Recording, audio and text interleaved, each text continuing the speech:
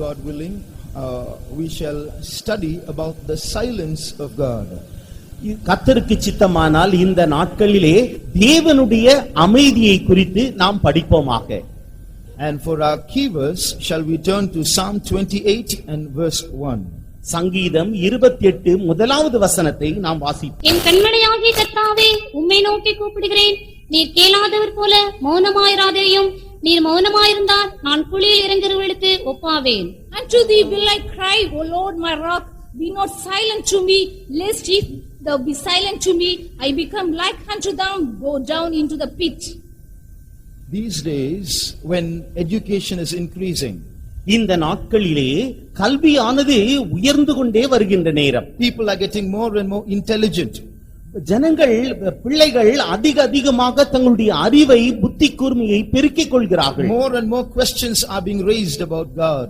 தேவனை குறித்ததான அதிகமான கேள்விகளை அவர்கள் எழுப்பிக் கொண்டே இருக்கிறார்கள். Is there a God? தேவன் உண்டோ? If he is there, then why is there so much evil in this world? தேவன் ஒருவர் இருப்பார் என்றால் இந்த உலகத்திலே ஏன் அதிகமாக தீமைகள் பெருகி காணப்படுகிறது? If there is a God, why does he permit poverty and starvation in this world? இந்த உலகத்திலே தேவன் என்று ஒருவர் இருப்பார் என்றால் ஏன் இந்த உலகத்திலே ஏழ்மையானது தலைவிரித்து தாண்டவமாடுகிறது? What was he doing when the tsunami tragedy struck, killing so many thousands in so many nations?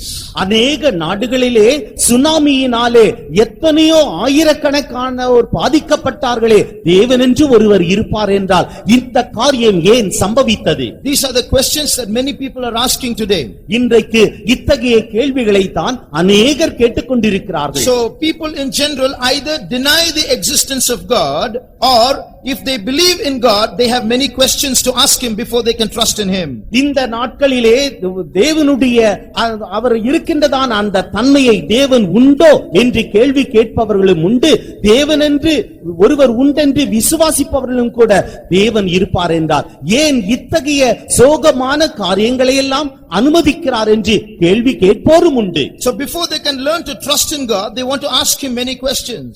தேவனிலே நம்பிக்கை வைப்பதற்கு முன்பாக அவர்கள் தேவனை பார்த்து அநேக கேள்விகளை கேட்கிறார்கள். But thank God, despite so many problems in our lives, God has given us the grace to still trust in him. தேவன் நம்முடைய ஜீவியத்திலே அநேக பிரச்சனைகள் இருந்தாலும் கூட தேவனிலே நம்பிக்கை வைக்கும்படியாக அவர் நமக்கு ஒரு ஸ்லாக்கியத்தை தந்தபடியினால் நாங்கள் தேவனுக்கு நன்றி செலுத்துகின்றோம். Although some of our problems seem to be prolonged, seem to be long-standing problems, still God has given us the perseverance to go on coming to the presence of God and keep trusting in him and hope for deliverance. நம்முடைய ஜீவியத்திலே பிரச்சனைகள் தொடர்ச்சியாக நீண்ட நெடுங்காலமாக காணப்பட்டாலும் கூட தேவனுடைய சன்னிதானத்திற்கு வந்து நம்முடைய பிரச்சனைகளை தீர்க்கும்படியாக தேவன் நமக்கு ஒரு பாக்கியத்தையும் ஸ்லாக்கியத்தையும் அளித்தபடியினால் நாங்கள் தேவனுக்கு நன்றி செலுத்துகின்றோம். But as children of God, என்றாலும் தேவனுடைய பிள்ளைகள், we have experienced many of his blessings. அவருடைய ஆசீர்வாதங்களில் அநேக காரியங்களை நாம் அனுபவித்திருக்கிறோம். We have experienced many of his miracles in our life. நம்முடைய ஜீவியத்திலே தேவனுடைய அற்புதங்களை, அடையாளங்களை அனுபவித்திருக்கிறோம். But in spite of that, there are many occasions in our life where we ourselves ask questions about God. இவைகள் எல்லாம் இருந்தாலும் கூட நம்முடைய ஜீவியத்திலே சில நேரங்களிலே தேவனை குறித்து நாம் கேள்வி கேட்டிருக்கிறோம். They are the times when God seems to be silent and inactive in our lives. அந்த காலகட்டத்திலே தான் தேவன் அமைதியாக இருக்கிறார். அவர் அப்படியே வெறுமனே சும்மா இருக்கிறார். That's the time we ask questions. அந்த நேரங்களில் தான் நாம் அவரை பார்த்து கேள்வி கேட்கிறோம். Why is God not answering my prayer? ஏன் தேவன் என்னுடைய ஜெபங்களுக்கு பதில் தருகிறதில்லை? Why is God not talking to me? ஏன் தேவன் என்னோடு கூட பேசுகிறதில்லை? I'm fasting, I'm praying, I'm shedding tears, but why is there no end to my problems? நான் உபவாசிக்கிறேன், நான் ஜெபிக்கிறேன், நான் அவருடைய சமூகத்திலே கண்ணீர் விடுகிறேன் என்றாலும் என்னுடைய பிரச்சனைகளுக்கு ஏன் முடிவு உண்டாகிறதில்லை? Dear brother, dear sister, you are not the only one asking that question. பிரியமான சகோதரனே, பிரியமான சகோதரியே, நீ மாத்திரம் இந்த கேள்வியை அவரிடத்தில் கேட்கிறதில்லை. You are not the only one going through that situation. நீர் மாத்திரமே இத்தகையதான சூழ்நிலையின் வழியாக கடந்து போகிறதில்லை. The key verse that we read just now says it. இப்பொழுது நாம் இங்கு வாசிக்க கேட்டதான் அந்த வேத பகுதியிலே நாம் கேட்டோம். he says, the psalmist says, Lord, be not silent, lest I be like those that go down to the pit. ஆண்டவரே, நீர் மௌனமாயிராதேயும், நீர் மௌனமாயிருந்தால் நான் குழியில் இறங்குகிறவர்களுக்கு ஒப்பாவேன் என்று சங்கீதக்காரன் The சொல்லுகிறார். psalmist himself went through a period in his life where God did not seem to respond to his cries. சங்கீதக்காரனே தன்னுடைய ஜீவியத்திலே தேவன் அவனுடைய கேள்விகளுக்கு, அவனுடைய வேண்டுதல்களுக்கு பதில் சொல்லாமல் இருந்ததான ஒரு காலகட்டத்தினூடாக அவன் கடந்து சென்றான். He speaks of a pit here. இங்கு அவன் ஒரு குழியை குறித்து பேசுகிறான். What is this pit? இந்த குழி என்றால் என்ன? It is the pit of hell. அது நரக குழி. He says, Lord, don't be silent to me. ஆண்டவரே, நீர் என்னிடத்திலே மௌனமாயிராதேயும். He says, if you are silent, if you don't talk to me, I'm equal to those who are in hell. ஆண்டவரே, நீர் மௌனமாயிருந்தால், நீர் என்னோடு கூட பேசாமல் இருந்தால், அது நரக குழியில் இருப்பவர்களுக்கு ஒப்பாக நான் இருப்பேன். If you turn to Psalm 143 and read verse 7, 143ஆம் சங்கீதம் 7ஆம் வசனம். கர்த்தாவே, சீக்கிரமாய் எனக்கு செவிகடும், என் ஆவி தோய்ந்து போகிறது. நான் குழியில் இறங்குகிறவர்களுக்கு ஒப்பாகாதபடிக்கு உமது முகத்தை எனக்கு மறையாதேயும். Hear me speedily, O Lord, my spirit faileth. Hide not thy face from me, lest I be like unto them that go down into the pit. so here we see those who go down into the pit can't see God's face. இங்கு குழியில் இறங்குபவர்கள் தேவனுடைய முகத்தை காண முடியாது என்று வாசிக்கின்றோம். So the psalmist is saying, Lord, if you are silent for me, to me, it's like being in hell. ஆண்டவரே, நீர் என்னோடு கூட பேசாமல் இருந்தால், மௌனமாயிருந்தால், நான் நரக குழியில் இருப்பவர்களுக்கு ஒப்பாவேன் என்று சங்கீதக்காரன் சொல்லுகிறான். But thank God, we should thank God for one thing. என்றாலும் நாமோ ஒரு காரியத்திற்காக அவருக்கு நன்றி செலுத்த வேண்டும். God takes us through temporary periods of silence in this life so that we can avoid the eternal silence in hell. நரக குழியிலே அந்த நித்தியமான மௌனத்திற்குள் நாம் கடந்து செல்லாதபடிக்கு இப்பொழுது தாமே சில நேரங்களிலே தேவன் நம்மோடு கூட மௌனமாக இருக்கிறார். So when God does not speak to us, when he is silent in certain situations, it is for our benefit to bring us out of eternal silence where we could be. சில நேரங்களிலே தேவன் நம்மோடு கூட பேசாமல் மௌனமாய் இருப்பார் என்றால் நாம் நித்திய மௌனத்திற்குள், அந்த நித்திய நரக ஆக்கிரைக்குள் போகாதபடிக்கு நம்முடைய நன்மைக்காகவே அவர் நம்மிடத்திலே மௌனமாக இருக்கிறார் என்று நாம் எடுத்துக்கொள்ள வேண்டும். Now, why should God be silent? ஏன் தேவன் அமைதியாக மௌனமாக இருக்கிறார்? He can be silent to, say, wicked people. ஒருவேளை அவர் துன்மார்க்கரிடத்திலே அமைதியாக மௌனமாக இருக்கலாம். What is God's mind behind his being silent? அவர் இவ்விதமாக மௌனமாக இருப்பதினுடைய பின்னணி என்ன? Now, one thing we must understand. ஒரு காரியத்தை நாம் புரிந்து கொள்ள வேண்டும். We cannot understand God fully. தேவனை நாம் முற்றிலுமாக முழுவதுமாக புரிந்து கொள்ள முடியாது. We have to just learn to trust in him while we are in this world. இந்த உலகத்தில் நாம் இருக்கும் பொழுதுதானே அவரிலே முற்றிலுமாக நம்பிக்கை வைத்திருக்க நாம் கற்றுக்கொள்ள And வேண்டும். there are some things that God will not reveal to us till we go to eternity. நாம் நித்தியத்திற்கு செல்லும் வரைக்கும் சில காரியங்களை தேவன் முழுமையாக நமக்கு வெளிப்படுத்த மாட்டார். God is a mystery. தேவன் ஒரு ரகசியம். And there are some areas where he will continue to remain a mystery till our death. நம்முடைய மரண பரியந்தமும் சில குறிக்கப்பட்ட பகுதியிலே நாம் அது ரகசியமாகவே அது நமக்கு காணப்படுகிறது. Even in eternity he will continue to be a mystery. நித்தியத்திலேயும் கூட அவர் நமக்கு ரகசியமாகவே காணப்படுவார். Because every day we will be growing in his knowledge and there will be yet still more to learn about him. ஒவ்வொரு நாளும் நாம் அவரை அறிகிற அறிவிலே வளர்ந்து கொண்டே செல்லுவோம். அந்த நித்தியத்திலே அதுவும் ஒரு ரகசியமே. The Bible says his ways are past finding out. அவருடைய வழிகள் அநாதியானது, கண்டுபிடிக்க முடியாதது என்று வேதாகமமானது சொல்லுகிறது. Romans 11:33. ரோமருக்கு எழுதின நிருபம் 11ஆம் அதிகாரம் 33ஆம் வசனம். தேவனுடைய ஐஸ்வர்யம், ஞானம், அறிவு என்பவைகளின் ஆழம் எவ்வளவாயிருக்கிறது. அவருடைய நியாயத்தீர்ப்புகள் அளவிடப்படாதவைகள், அவருடைய வழிகள் ஆராயப்படாதவைகள். Oh, the depth of the riches both of the wisdom and knowledge of God, how unsearchable are his judgments and his ways past finding out. His ways are past finding out. That means no matter how much you try to do research on God, you will never reach the end of him. அவருடைய வழிகள் ஆராயப்படாதவைகள் என்று சொல்லும் பொழுது அவருடைய வழிகளை குறித்து நாம் ஆராய்ச்சி செய்து கொண்டே இருந்தாலும் கூட அந்த வழிகளுடைய அந்த முடிவை நம்மால் அடைய முடியாது. The Bible says thy way is in the sea, thy path in the great waters, thy footsteps are not known. உம்முடைய வழிகள் சமுத்திரத்தில் இருக்கிறது, உம்முடைய அடிச்சுவடுகள் ஆராய்ந்து அறிய முடியாதது என்றெல்லாம் நாம் வேத வசனத்திலே காணுகின்றோம். It shows how mysterious God's ways are. தேவனுடைய வழிகள் எவ்வளவு ரகசியமானது என்பதை இதிலிருந்து புரிந்து கொள்ளலாம். And for some unknown reason, God sometimes allows certain questions to remain unanswered in our life. சில தவிர்க்க முடியாத காரணங்களினாலே நம்முடைய கேள்விகள் சிலவற்றிற்கு அவர் பதில் தராமல் அப்படியே அதை வைத்திருக்கிறார். When Jesus was in this world, இயேசு கிறிஸ்து இந்த உலகத்தில் இருந்தபோது he said, there are still so many things that I want to tell you, but ye cannot bear them now. உங்களிடத்தில் அநேக காரியங்களை குறித்து சொல்ல எனக்கு விருப்பம் உண்டு, என்றாலும் அவைகளை இப்பொழுது உங்களால் தாங்கிக் கொள்ள முடியாது என்று இயேசுவே சொன்னார். There's no need to read it now. It is in John 16:12. யோவான் எழுதின சுவிசேஷம் 16ஆம் அதிகாரம் 12ஆம் வசனத்திலே இதை நாம் வாசிக்கலாம்.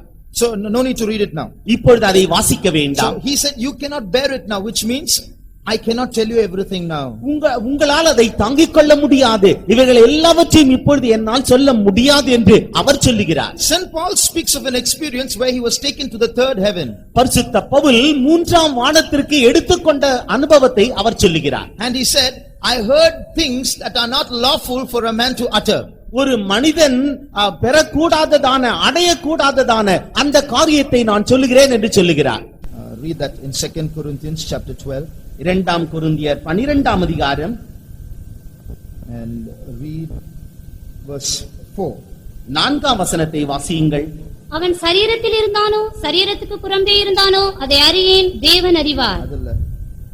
How that he was caught up into the paradise and heard unspeakable words which is not lawful for a man to utter. அந்த மனுஷன் பரதீசுக்குள் எடுக்கப்பட்டு மனுஷர் பேசப்படாததும் வாக்கு கெட்டாதுமாகிய வார்த்தைகளை கேட்டேன் என்று அறிந்திருக்கிறேன். So he says, he heard words which I heard words which I'm not supposed to hear. மனுஷர் பேசப்படாததும் வாக்கு கெட்டாதுமாகிய வார்த்தைகளை கேட்டான் என்று அறிந்திருக்கிறேன் என்று அவர் சொல்லுகிறார். So there is something which we are supposed to hear only in heaven, not on earth. பரலோகத்திலே நாம் கேட்கக்கூடிய காரியங்கள் உண்டு, அவைகளை பூமியிலே நம்மால் கேட்க முடியாது. And God says, to him that overcometh, I will give to eat of the hidden manna. ஜெயம் கொள்ளுகிறவன் எவனோ அவனுக்கு நான் மறைவான மன்னாவை புசிக்க கொடுப்பேன். So there is something hidden in heaven which we can eat only in heaven. பரலோகத்திலே மறைவான காரியங்கள் உண்டு, நாம் பரலோகத்திற்கு செல்லும் பொழுதுதான் அவைகளை பெற்றுக்கொள்ள முடியும். So certain things in our life, certain ways in which God deals with us, we cannot understand fully. சில நேரங்களிலே சில வழிமுறைகளில் அவர் நம்மோடு கூட இடைபடுகின்றதான நேரத்திலே அவைகளை முற்றிலுமாக நம்மால் புரிந்து கொள்ள முடியாது. But in the light of the word of God, to a certain extent, we can study the scriptures and find out why God is silent in our lives. தேவனுடைய வசனத்தின் வெளிச்சத்தின் அடிப்படையிலே நாம் வேத வசனங்களை ஆராய்கின்ற நேரத்திலே தேவன் சில காரியங்களிலே ஏன் அவர் நம்மிடத்தில் மௌனமாக இருக்கிறார் என்பதை நாம் சற்று புரிந்து கொள்ள முடியும். By his dealings with certain people in the scriptures, we can try to understand what God wants in our lives through his silence. தேவனுடைய வசனத்திலே சில மனுஷரோடு கூட அவர் இடைப்பட்ட முறைமைகளை வைத்து பார்க்கின்ற நேரத்திலே ஏன் தேவன் நம்மிடத்திலே அவர் மௌனமாக இருக்கிறார் என்பதை நம்மால் புரிந்து கொள்ள முடியும். We know of the number 0. பூஜ்யம் என்கிறதான எண்ணை நாம் அறிவோம். It does not have a value by itself. அதற்கு தன்னந்தனியாக ஒரு மதிப்பு கிடையாது. But when put into a context or when put after other numbers, it has a value. மற்ற எண்களுக்கு அடுத்தாற் போல அந்த பூஜ்யத்தை நாம் எழுதினோம் என்றால் அதற்கு ஒரு மதிப்பு உண்டு. So depending on the context, its value increases. எந்த சந்தர்ப்ப சூழ்நிலையில் அது வைக்கப்படுகிறதோ அதை பொறுத்து அதனுடைய மதிப்பு உயரும். So also silence is not simply lack of words. இதுபோல மௌனம் என்று சொல்வது அது வார்த்தைகள் அற்ற ஒன்று அல்ல. Silence by itself is something empty. மௌனம் என்பதே அது ஏதோ வெறுமையானது. By itself. அது தானாக இருக்கும் பொழுது அது தானாக இருக்கும் பொழுது அது வெறுமையானது. Silence by itself is empty. மௌனம் என்பது அது தானாக இருக்கின்ற நேரத்திலே அது வெறுமையானது. But when put into a context, even silence communicates. என்றாலும் அந்த மௌனம் என்பது ஒரு சூழ்நிலையிலே ஒரு காரியத்தில் வைக்கப்படும் பொழுது அதுதானே பேசுகிறது. For example, உதாரணமாக Now you are all listening to me attentively. இப்பொழுது நீங்கள் எல்லாரும் என்னை கவனமாக செவி கொடுத்துக் கொண்டிருக்கிறீர்கள். I was silent for a few moments just now. நான் இப்பொழுது சற்று நேரத்திற்கு மௌனமாக அமைதியாக இருந்தேன். What did that do? What did that do? அது எதை செய்தது? It drew your attention. உங்களுடைய அந்த நீங்கள் என்னால் ஈர்க்க கவரப்படும்படியாக அது செய்தது. It drew your attention towards this place. இந்த இடத்திலே உங்களுடைய கவனத்தை திருப்பும்படியாக செய்தது. So your eyes were fixed, your ears were attentive when that silence came in between words.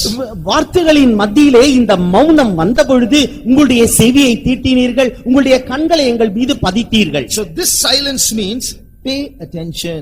இந்த மௌனம் என்று சொல்வது நீங்கள் காரியத்தை கவனமாக கேளுங்கள். இந்த மௌனம் என்பது. Take another situation. இன்னொரு சூழ்நிலை எடுத்துக்கொள்வோம்.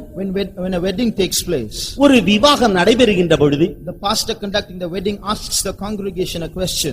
பாஸ்டர் அவர்கள் அந்த திருமணத்தை நடத்தி வைக்கிறார்கள். அந்த நேரத்திலே அந்த கூட்டத்தினரை பார்த்து கேள்வி கேட்கிறார். If there is anyone who knows of any legal hindrance why the couple here should not be married, you may say it now.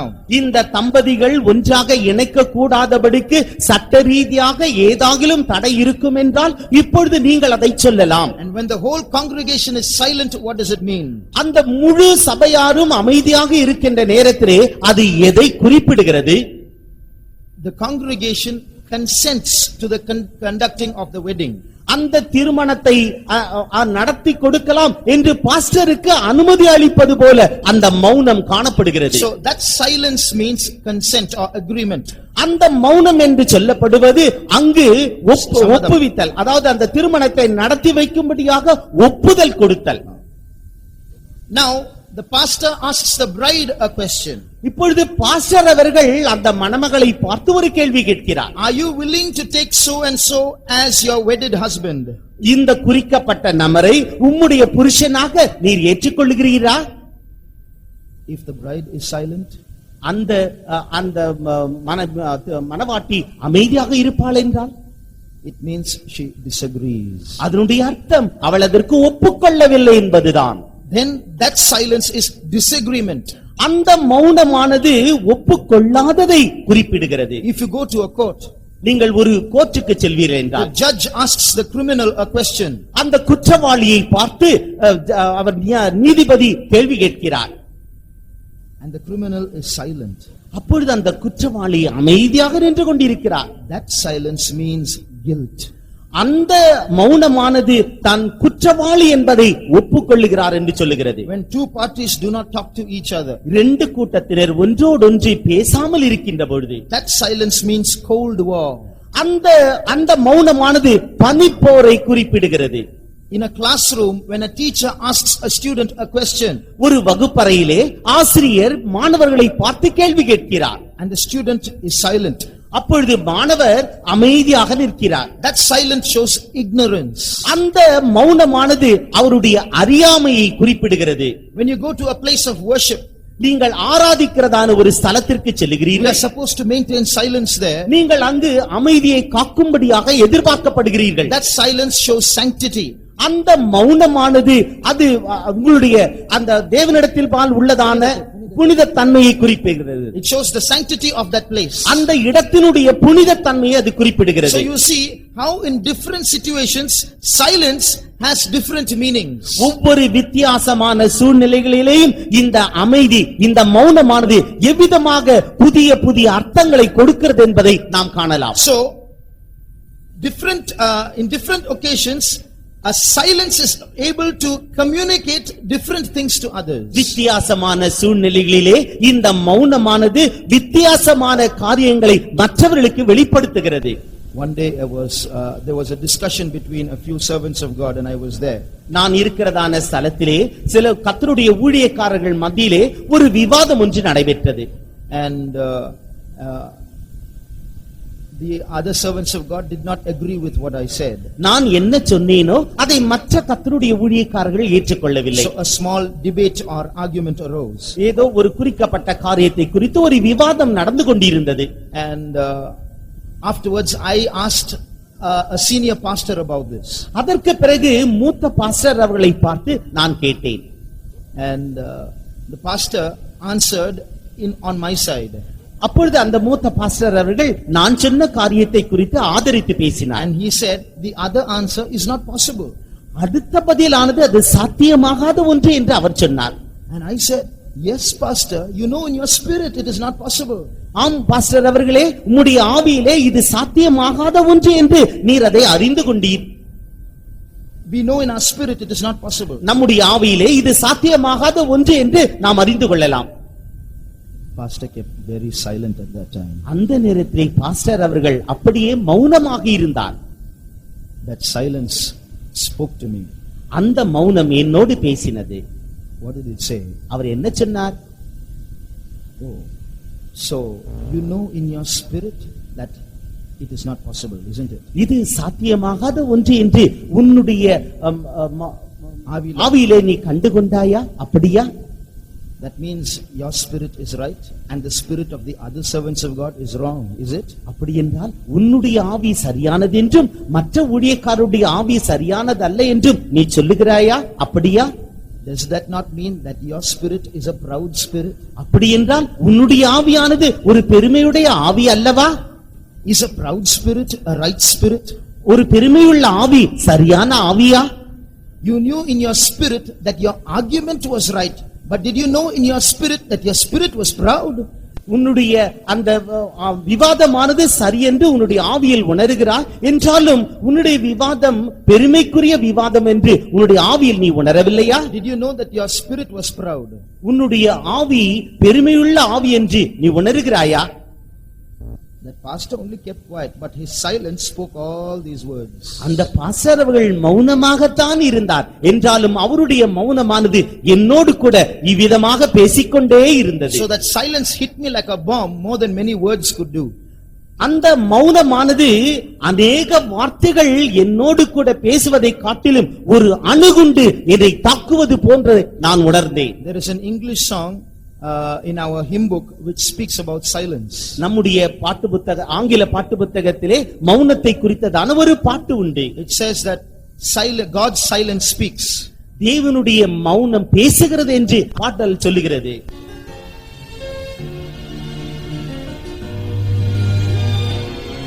When stillness prevailed with no words to cheer, when prayer had no sure reply,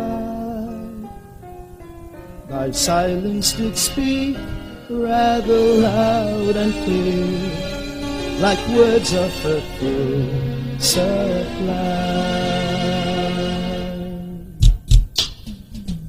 When silence prevailed with no words to cheer, when prayer had no sure reply, thy silence did speak rather loud and clear, like words of a full supply. So here we see in the song, there were situations when stillness prevailed or silence prevailed. இந்த பாடலிலே நாம் கேட்கிற காரியம் என்னவென்றால் சில சூழ்நிலைகளிலே அந்த மௌனமானது அப்படியே நீடித்து காணப்படுகிறது. When we prayed, there was no sure reply. நாம் ஜெபிக்கின்ற நேரத்திலே நமக்கு பதில் கிடைக்காத ஒரு நிச்சயம் காணப்படுகிறது. But still, O God, your silence spoke to me loud and clear.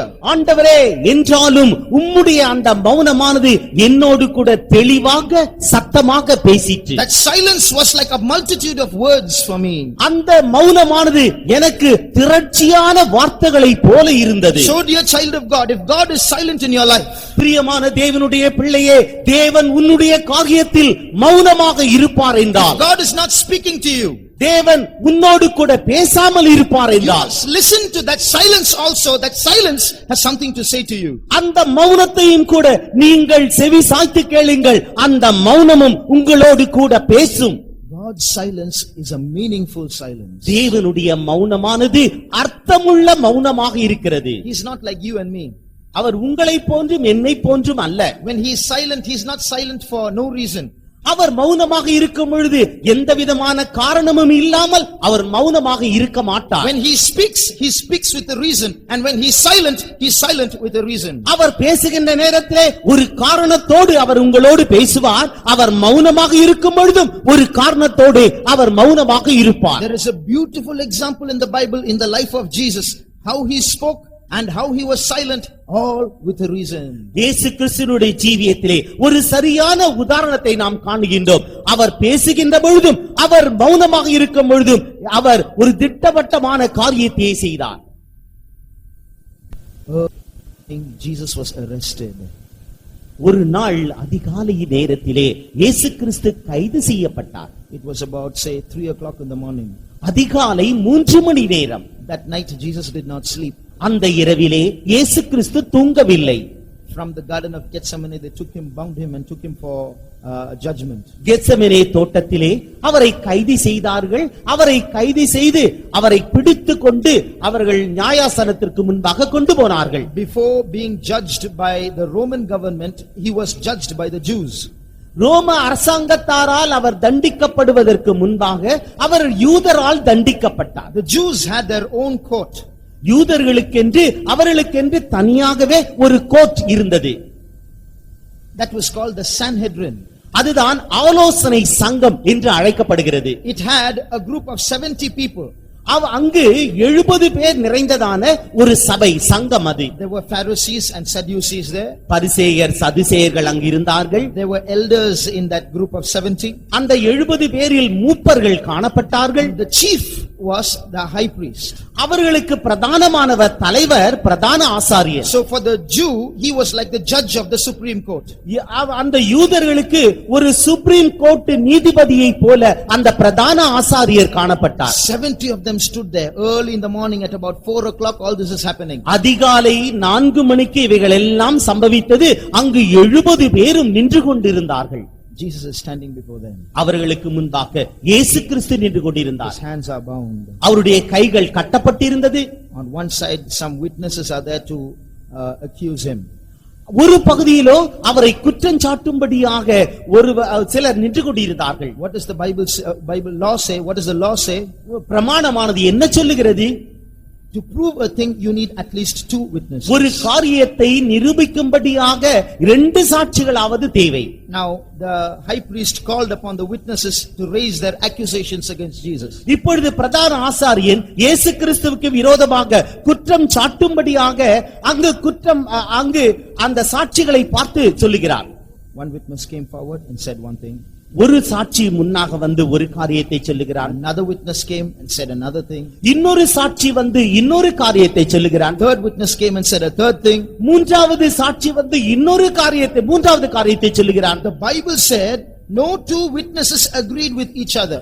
வேதாகமமானது தெளிவாக சொல்லுகிறது 2 சாட்சிகள் ஒரு காரியத்திற்கு ஒத்துப்போகவே இல்லை. One said one thing, another said another thing. ஒருவன் வந்து ஒரு காரியத்தை சொல்லுகிறான், இன்னொருவனோ இன்னொரு காரியத்தை சொல்லுகிறான். And when all these people were saying, he was silent. Jesus was silent. இந்த சாட்சிகள் சொல்லுகின்றதான எல்லா காரியத்தின் பொழுதும் இயேசு கிறிஸ்து மௌனமாகவே இருந்தார். Dear brother, dear sister, பிரியமான சகோதரனே, பிரியமான சகோதரியே, Jesus wanted to escape in that situation, he could have escaped. அந்த சூழ்நிலையிலே இயேசு கிறிஸ்து தப்பிக்க விரும்பி இருந்தால் அவர் தப்பித்திருக்கலாம். He could have asked them 100 questions. அவர்களை பார்த்து அவர் நூற்றுக்கணக்கான கேள்விகளை கேட்டிருக்க முடியும். The same Pharisees came to Jesus and tried to accuse him in the case of the sinner woman caught in adultery. விபச்சாரத்திலே கையும் மெய்யுமாக பிடிக்கப்பட்டதான ஒரு வேசி நிமித்தமாக இதே பரிசேயர்கள் அவரிடத்திலே வந்து அநேக கேள்விகளை கேட்டார்கள். Jesus did not argue with them. இயேசு கிறிஸ்து அவர்களோடு தர்க்கம் செய்யவில்லை. He just asked them just said one thing. ஒரே ஒரு காரியத்தை மாத்திரமே சொன்னார். He didn't look at them. அவர்களை அவர் நோக்கி பார்க்கவில்லை. He wrote on the ground and said, he that is without sin, let him cast the first stone. அவர் பூமியிலே எழுதிக்கொண்டே உங்களில் பாவமில்லாதவன் அவள் மீது முதலாவது கல்லெறிய கடவன். They all disappeared. அவர்கள் எல்லாரும் மறைந்து போனார்கள். Now Jesus is standing bound. இப்பொழுது இயேசு கிறிஸ்து கைகள் கட்டப்பட்டவராக இங்கே நின்று கொண்டிருக்கிறார். Do you think Jesus did not have the words to send these people away?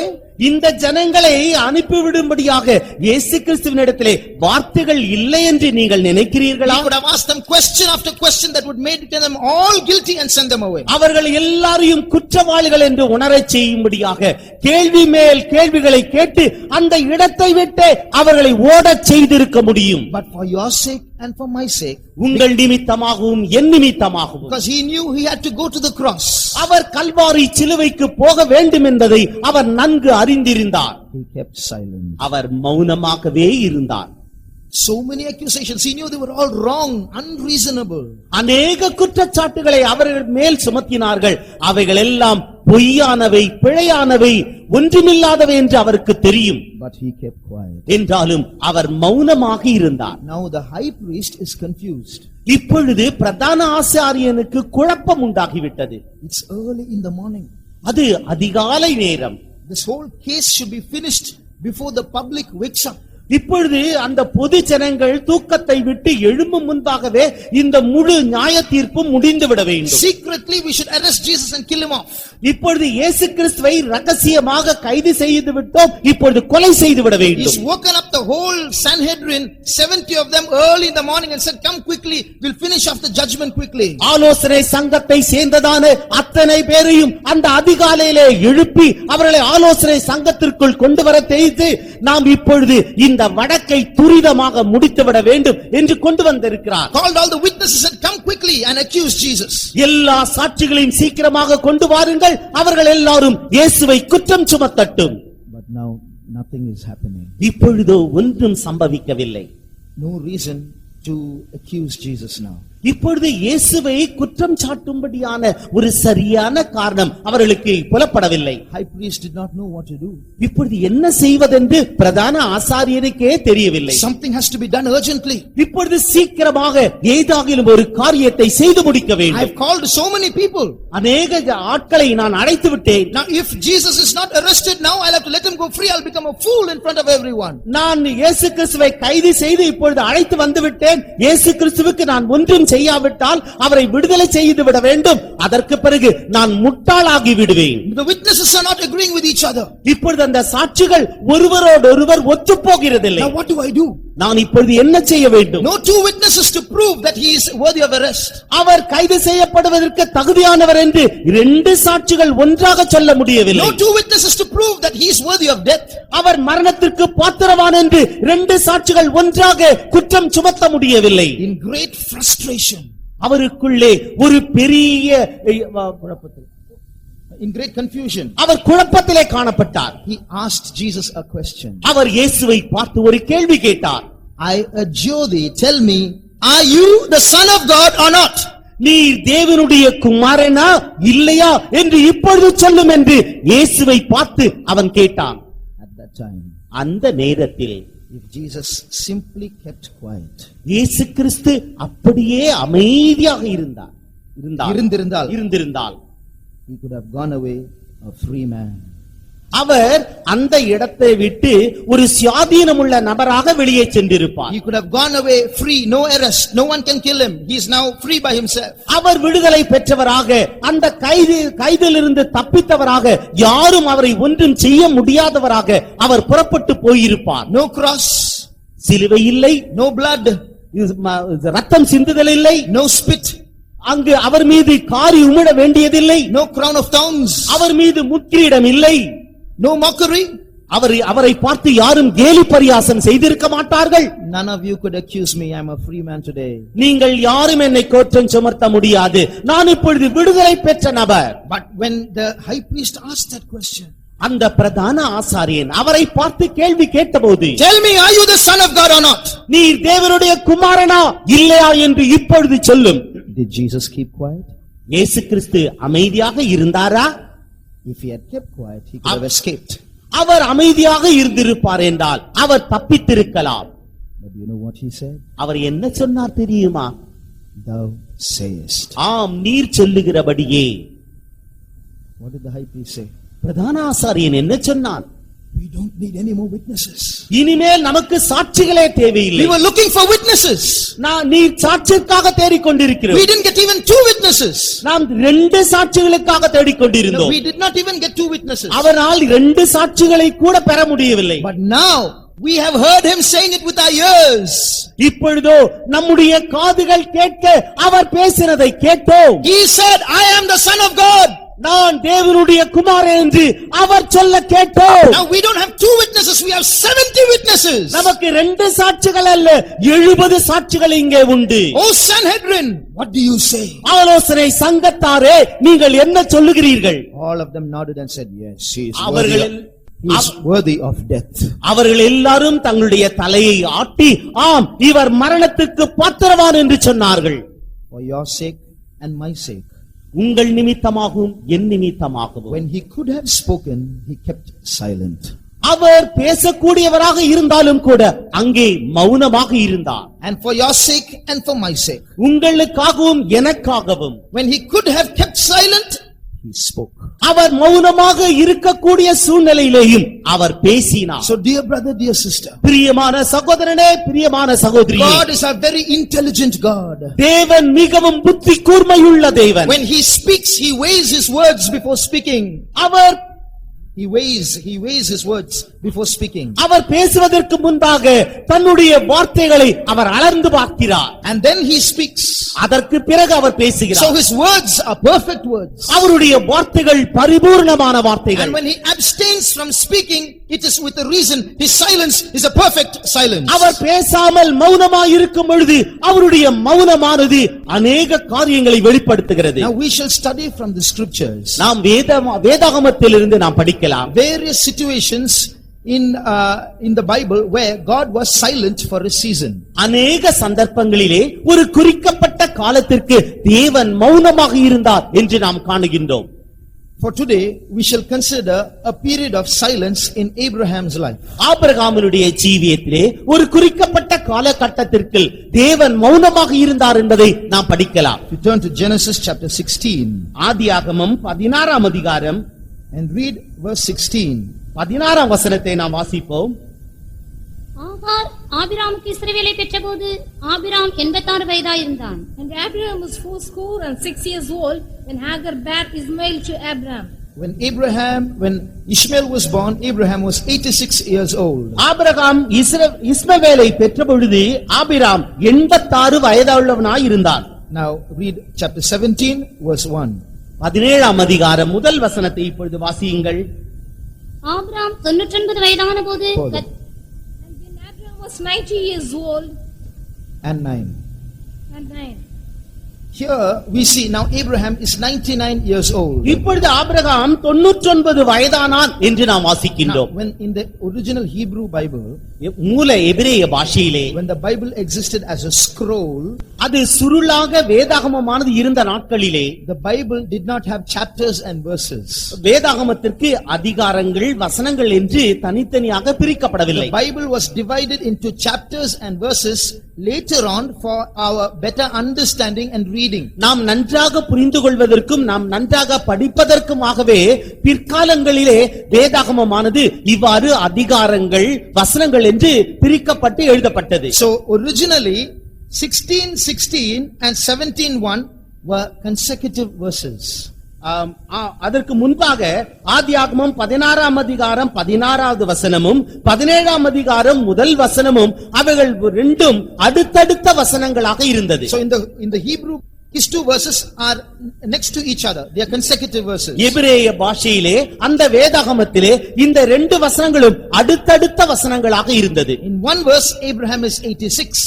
ஒரு வசனத்திலே ஆபிரகாம் 86 வயதுள்ளவனாக இருந்தான். In the next verse he is 99. அடுத்த வசனத்திலோ அவன் 99 வயதுள்ளவனாக இருந்தான். The scriptures seem to introduce deliberately there a 13-year period where God seemed to be silent in Abraham's life. ஆபிரகாமுடைய ஜீவியத்திலே 13 ஆண்டுகள் தேவன் வேண்டுமென்றே மௌனமாக இருந்ததை குறித்து வேதாகமமானது தெள்ளத் தெளிவாக சொல்லுகிறது. Why did that happen? ஏன் இவ்விதமாக சம்பவித்தது? What happened in those days? அந்த நாட்களிலே சம்பவித்தது என்ன? Now, if you see in the previous chapters, முந்தின அதிகாரத்தை நாம் படிப்போம் என்றால் God promised Abraham a seed. தேவன் ஆபிரகாமுக்கு ஒரு சந்ததியை குறித்து வாக்குத்தத்தம் பண்ணினார். There's no need to read these verses.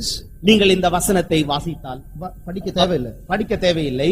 In Genesis 12:2 God promises a seed. ஆதியாகமம் 12ஆம் அதிகாரம் 2வது வசனத்திலே தேவன் அவனுடைய சந்ததியை ஆசீர்வதிப்பேன் என்று சொல்லுகிறார். So he's promised a seed there. அங்கு தேவன் தாமே அவனுடைய சந்ததியை குறித்து வாக்குத்தத்தம் பண்ணுகிறார். In chapter 13 verse 16 again he promises a seed. 13ஆம் அதிகாரம் 16வது வசனத்திலே மறுபடியுமாக தேவன் அவனுடைய சந்ததியை குறித்து வாக்குத்தத்தம் பண்ணுகிறார். Again in chapter 15 verse 5 God again promises a seed. மறுபடியுமாக 15ஆம் அதிகாரம் 5வது வசனத்திலே அவனுடைய சந்ததியை குறித்து அவர் மறுபடியும் வாக்குத்தத்தம் பண்ணுகிறார். Time after time as the days passed by God was renewing his promise and speaking to Abraham. நேரங்கள் செல்ல செல்ல காலங்கள் கடந்து செல்ல செல்ல தேவன் தாமே தம்முடைய வாக்குத்தத்தத்தை மீண்டும் மீண்டுமாக புதுப்பித்துக் கொண்டே வருகிறார். But 10 years passed. 10 ஆண்டுகள் கழிந்தது. Nothing happened. ஒன்றும் சம்பவிக்கவில்லை. No child was born. எந்த குழந்தையும் பிறக்கவில்லை. Abraham is getting older. இப்பொழுது Abraham வயதுள்ளவனாக மாறுகிறான். His wife Sarah is getting older. இப்பொழுது அவனுடைய மனைவியாகிய சாராள் அவளும் கூட வயது சென்றவளாகிறாள். If something is not done quickly, then the little hope that we have is diminishing.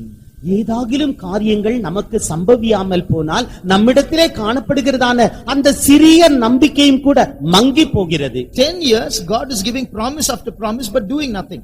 10 ஆண்டுகளாக தேவன் வாக்குத்தத்தத்தின் மேல் வாக்குத்தத்தத்தை அளித்துக் கொண்டே வருகிறார் என்றாலும் ஒன்றும் சம்பவிக்கவில்லை. Doesn't God do that in our lives sometimes? சில நேரங்களிலே இதே காரியத்தை தேவன் நம்மிலேயும் செய்கிறதில்லையா? We have a problem.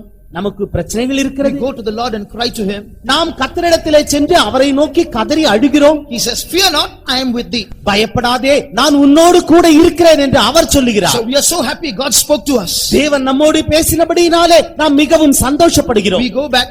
நாம் திரும்பி செல்கிறோம். The problem continues. அந்த பிரச்சனை அப்படியே தொடருகிறது. Come back to the presence of God, cry to the Lord again. நாம் மறுபடியுமாக கர்த்தருடைய சன்னிதானத்திற்கு வந்து மறுபடியுமாக அவரை நோக்கி கதறி அழுகிறோம். And he says, "Fear not, I am with thee." பயப்படாதே, நான் உன்னோடு கூட இருக்கிறேன் என்று அவர் சொல்லுகிறார். We go back, the problem continues. நாம் திரும்ப செல்கிறோம், பிரச்சனையோ நம்மோடு கூட இருக்கிறது. And we come back again, he says, "Fear not, I am with thee." நாம் மறுபடியுமாக அவருடைய சமூகத்திற்கு வருகிறோம். அப்பொழுது அவர் சொல்லுகிறார், பயப்படாதே, நான் உன்னோடு கூட இருக்கிறேன். What is this? Always he says, "Fear not, I am with thee. I will help you. Don't be worried. Don't be afraid." But he's doing nothing. பயப்படாதே, நான் உன்னோடு கூட இருக்கிறேன், நான் உனக்கு சகாயம் செய்வேன், நான் உனக்கு எல்லாவற்றையும் செய்வேன் என்றெல்லாம் சொல்லுகிறாரே, இது என்ன? 10 years passed. 10 ஆண்டுகள் கழிந்தது. Abraham and Sarah are getting older. ஆபிரகாமும் சாராளும் இப்பொழுது வயது சென்றவர்கள் ஆனார்கள். Sarah introduced a new idea. இப்பொழுது சாராள் ஒரு புதிய கருத்தை எண்ணத்தை அவள் கொடுக்கிறாள். From chapter 12, we see God's promises being renewed in Abraham's life. 12ஆம் அதிகாரம் முதற்கொண்டு ஆபிரகாமினுடைய ஜீவியத்திலே தேவன் தன்னுடைய வாக்குத்தத்தங்களை புதுப்பித்துக் கொண்டே இருப்பதை காணுகிறோம். In chapter 15, we see God and Abraham are in deep conversation. 15வது அதிகாரத்திலே ஆபிரகாமும் 15வது அதிகாரத்திலே தேவனும் ஆபிரகாமும் ஒரு பெரிய சம்பாஷணையில் ஈடுபடுவதை காணுகிறோம். But in chapter 16, Sarah and Abraham are now in conversation. இப்பொழுது 16ஆம் அதிகாரத்திலோ ஆபிரகாமும் சாராளும் இப்பொழுது ஒரு பெரிய சம்பாஷணையில் ஈடுபட்டுக் What கொண்டிருக்கிறார்கள். is Sarah saying? சாராள் என்ன சொல்லுகிறாள்? 10 years have passed. 10 ஆண்டுகள் கழிந்து போயிட்டே. You are saying God spoke. நீர் கர்த்தர் பேசுகிறார். 5வது அதிகாரத்தின் முதல் பகுதியிலோ நீங்கள் இதே நிலைமையிலே நிலை கொண்டிருங்கள் என்று பரிசுத்த பவுல் சொல்லுகிறார். ஆகையால் என்கிறார். ஆனபடியினாலே. So it's a continuation of chapter 4. ஆகவே 4ஆம் அதிகாரத்தின் தொடர்ச்சியாக இந்த 5ஆம் அதிகாரம் காணப்படுகிறது. So now you put Abraham in that verse. ஆகவே இந்த வசனத்திலே நாம் ஆபிரகாமை வைத்து படிப்போம். Abraham, you did run well. Abraham நன்றாய் ஓடினான். Abraham, you did run well. ஆபிரகாமே நீ நன்றாய் ஓடினாய். For 10 years you were running well. 10 ஆண்டுகளுக்கு நீ நன்றாக ஓடினாய். But now who hindered you? Or there's another translation which says, who cut in on you or who intercepted you that you should not obey the truth? நீ சத்தியத்திற்கு கீழ்ப்படியாமை போகத்தக்கதாக உனக்கு தடை செய்தவன் யார்? Or who intercepted you? குறுக்கிட்டவன்.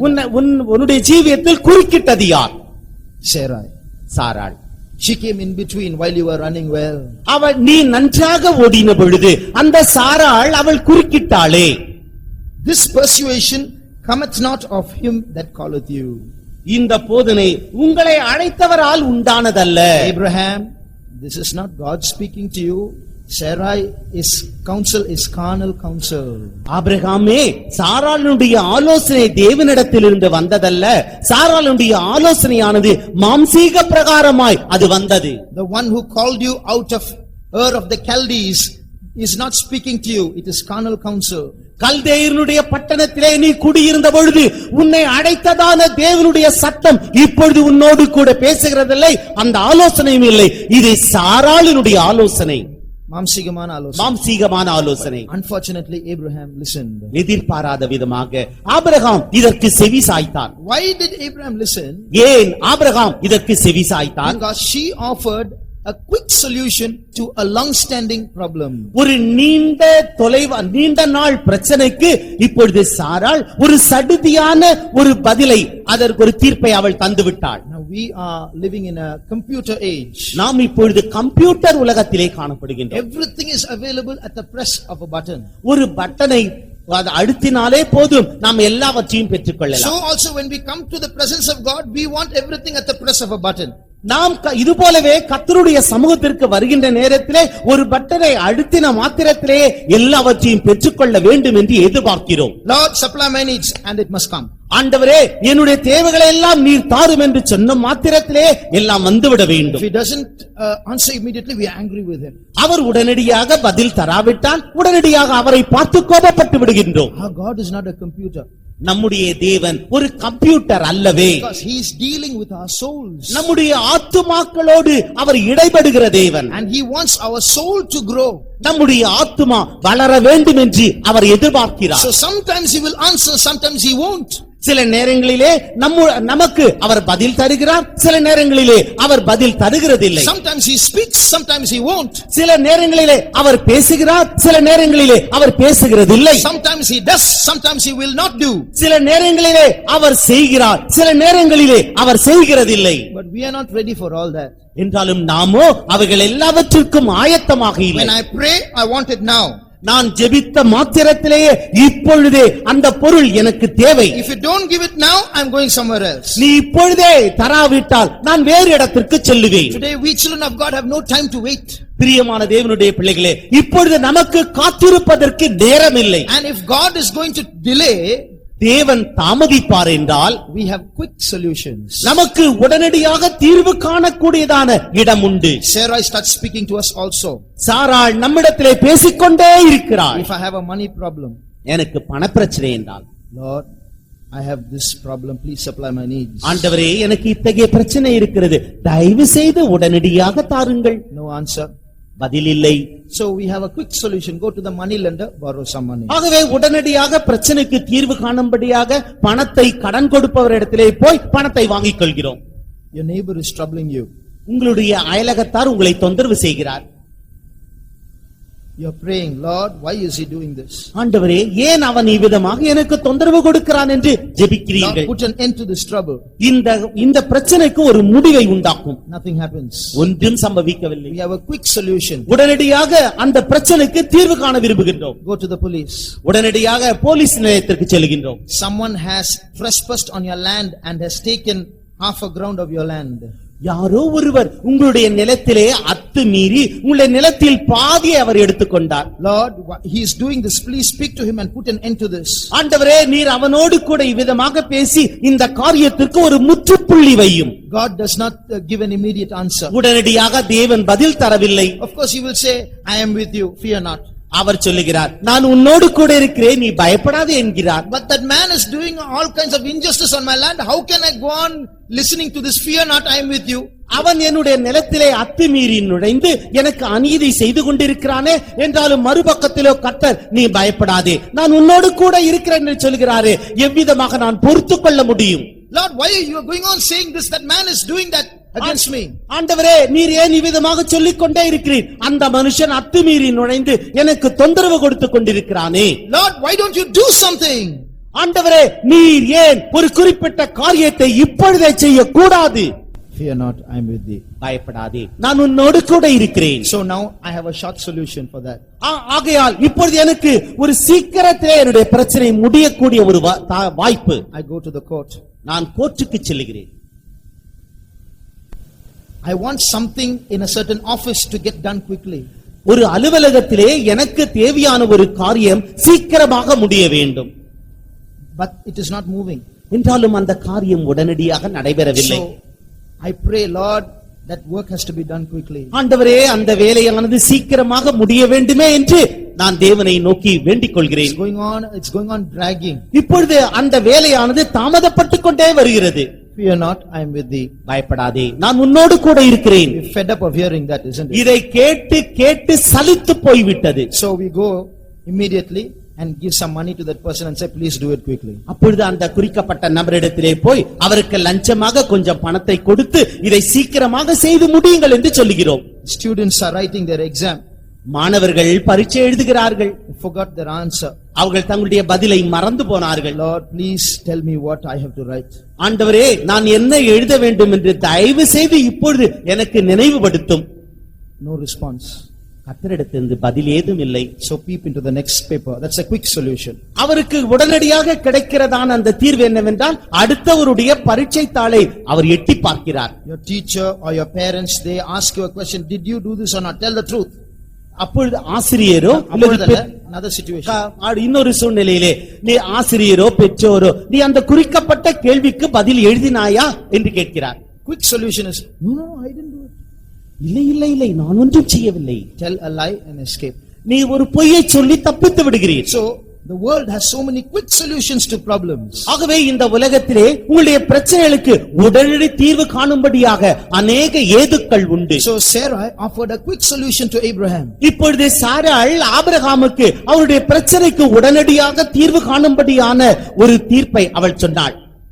The problem was solved. இப்பொழுது பிரச்சனை முடிந்து விட்டது. The result came immediately. உடனடியாக அதனுடைய முடிவும் வந்துவிட்டது. A child was born. ஒரு குழந்தை பிறந்து விட்டது. See, I told you. நான் ஏற்கனவே உன்னிடத்திலே சொல்லவில்லையா? Sarah is telling Abraham, see, I told you. இப்பொழுது சாராள் ஆபிரகாமை பார்த்து சொல்லுகிறாள், இப்பொழுது பார். 10 years you are waiting and wasting your time.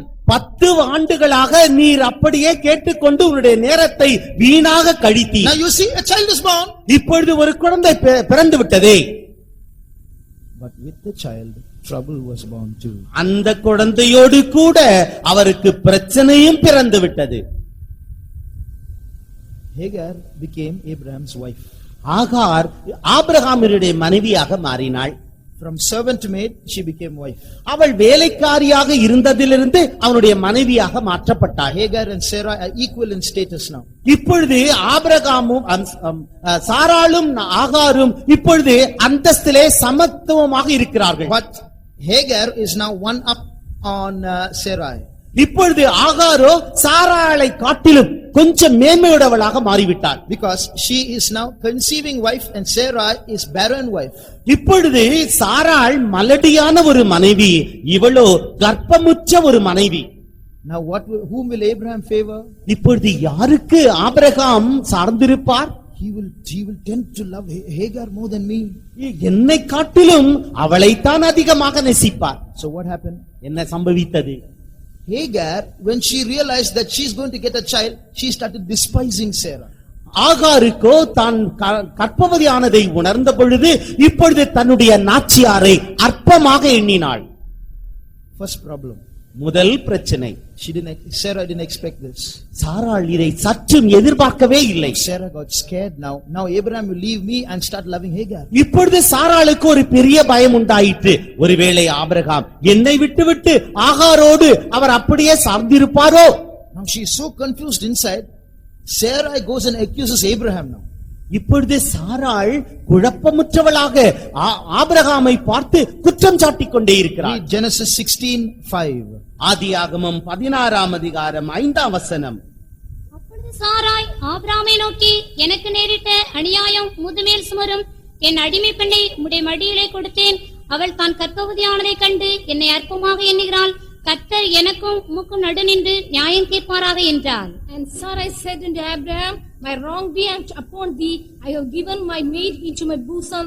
And when she saw that she could conceive, I was dismayed in eyes. The Lord judged between me and thee. Sarah gave the counsel. சாராள் தான் அந்த ஆலோசனையை சொன்னாள். Now Sarah is accusing Abraham. இப்பொழுது சாராளோ ஆபிரகாமை இப்பொழுது குற்றம் சாட்டுகிறாள். All this is because of you. எல்லாம் உன்னால் வந்ததுதான். The Lord judge between me and thee. உனக்கும் எனக்கும் தேவன் நடுவாக நின்று நியாயம் And தீர்க்கட்டும். now Sarah starts ill-treating Hagar now. இப்பொழுது சாராள் ஆகாரை இப்பொழுது கொடுமையாக நடத்துகிறாள். Look at the problems that multiplied. எவ்விதமாக பிரச்சனைகள் பெருகுகிறது என்று பாருங்கள். See what happened in the family. இக்குடும்பத்தில் என்ன சம்பவித்தது? In the beginning everything was all right. ஆதியிலே ஆரம்பத்திலே எல்லாம் நன்றாக இருந்தது. See, I told you. நான் உனக்கு சொல்லவில்லையா? This is the correct solution. இதுதான் சரியான தீர்வு. But when Ishmael was born, Ishmael பிறந்தபோதோ an angel came and prophesied to Hagar. ஆகாரிடத்திலே தேவதூதன் வந்து தீர்க்க தரிசனம் சொன்னார். Read verse 12. 12ஆம் வசனத்தை வாசியுங்கள். அவன் துஷ்ட மனுஷனாயிருப்பான், அவனுடைய கை எல்லாருக்கும் விரோதமாகவும் எல்லாருடைய கையும் அவனுக்கு விரோதமாகவும் இருக்கும், தன் சகோதரர் எல்லாருக்கும் எதிராக குடியிருப்பான் என்றார். And he will be a wild man, his hand will be against every man, and every man's hands against him, and he shall dwell in the presence of all his brethren. He will be a wild man. அவன் துஷ்ட மனுஷனாயிருப்பான். Every man's hand will be against him. அவனுடைய கை எல்லோருக்கும் விரோதமாக இருக்கும். His hand will be against every man. அவனுடைய கையும் எல்லாருக்கும் விரோதமாக இருக்கும். In other words, Ishmael is going to be a troublemaker. இன்னொரு வார்த்தையில் சொல்ல வேண்டும் என்றால் இஸ்மவேல் தான் எல்லா கலகங்களுக்கும் காரணராக இருப்பான். He is going to be a troublemaker. அவன் இந்த குழப்பங்களை உண்டு பண்ணுகிறவனாக இருப்பான். So you see Sarah's quick solution, what happened? சாராளுடைய அந்த உடனடி தீர்வு என்ன பிரச்சனையை உண்டு பண்ணினது என்று In the பாருங்கள். beginning it was all right. ஆரம்பத்திலே எல்லாம் சரியாக இருந்தது. But it put Sarah herself into trouble. சாராள் தனக்குத்தானே துன்பத்திற்குள்ளாக்கப்பட்டாள். It put Abraham into trouble. ஆபிரகாமையும் அவள் துன்பத்திற்குள்ளானாள். It put Hagar into trouble. ஆகாரையும். And Ishmael was born, trouble was born. இஸ்மவேல் பிறந்த பொழுதோ அந்த பிரச்சனை பிறந்தது. And that trouble continued for many generations. It continues even today. அந்த பிரச்சனையானது அநேக சந்ததிகளூடாக அது கடந்து வந்து இன்றைக்கும் கூட அதே பிரச்சனை காணப்படுகிறது. But all this trouble could have been prevented by one person. இந்த எல்லா பிரச்சனைகளும் ஒரே நபரால் தவிர்த்திருக்க முடியும். Abraham, Abraham, a man of faith, விசுவாசத்தின் புருஷன், called to be the father of all them that believe. விசுவாசிக்கிறவனுடைய தகப்பன் என்று அவன் அழைக்கப்பட்டவன்.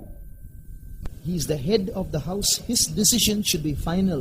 அவனுடைய வீட்டிற்கு அவனே தலையானவன். அவனுடைய முடிவே இறுதியான முடிவாக இருந்திருக்க He could வேண்டும். have stopped all this trouble. இந்த பிரச்சனைகள் எல்லாவற்றையும் அவனால் தடுத்திருக்க முடியும். He could have put Sarah to silence and said, shut your mouth, we are going to wait for God.